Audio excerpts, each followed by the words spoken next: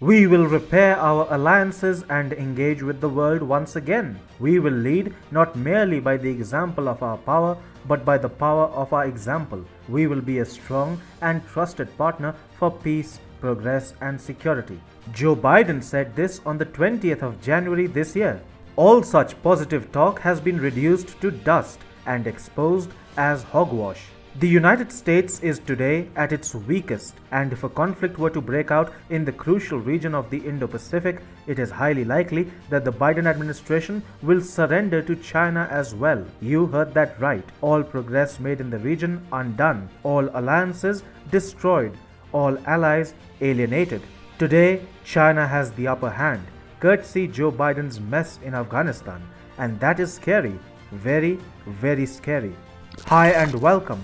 This is TFI Global, the foreign affairs and geopolitical analysis arm of the TFI Media Group. I am your host Sanbir Ranhotra, and in this video I will tell you how the US has almost lost the Indo-Pacific after its hasty retreat from Afghanistan. Let's begin. The United States under Joe Biden's disastrous presidency has become a subject of global shame and ridicule.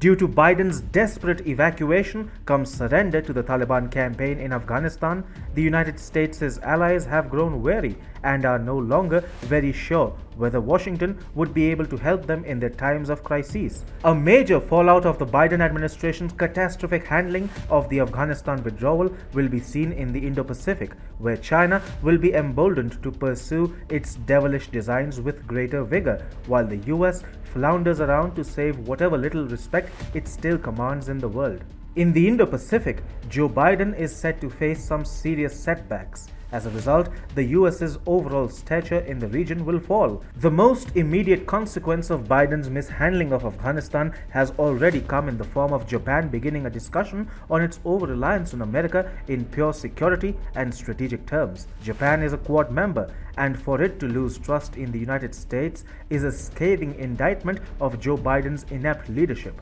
Additionally, Japan is one of the USA's most trusted, close, and strategic allies. Yet, it is beginning to have second thoughts about America's ability to protect it, especially under Joe Biden's leadership.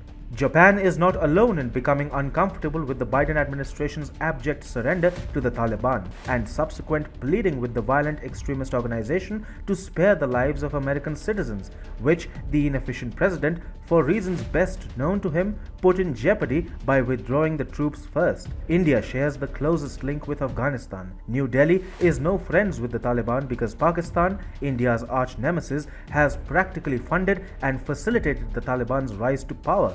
Furthermore, a trilateral between China, Pakistan, and a Taliban-ruled Afghanistan is developing, posing a severe challenge to India's interests and security. A Taliban regime in Afghanistan, aided by Pakistan and China, could spell trouble for India, especially in Kashmir.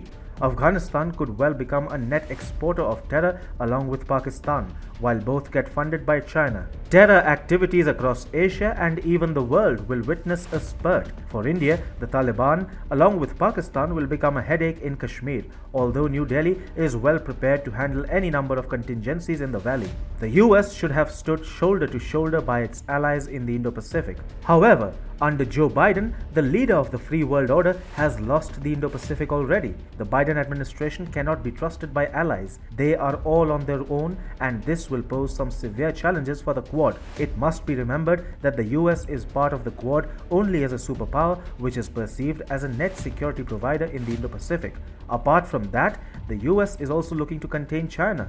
The Quad was supposed to contain China too, as a strong anti-communist bloc. India, Japan, Australia, and the US were together looking to challenge China. That is where Joe Biden has brought the United States. If the US had to surrender to the Taliban, America's allies now fear that there is no guarantee of America not surrendering to China as well, especially under the rule of Democrats, who in any case have an undying love for China and being dominated by Xi Jinping. What is there to say that the US will not run away from a conflict with China midway, leaving America's allies like Japan, India, Australia, and others in the lurch, as Democrats justify the surrender by saying that it is not America's war to fight.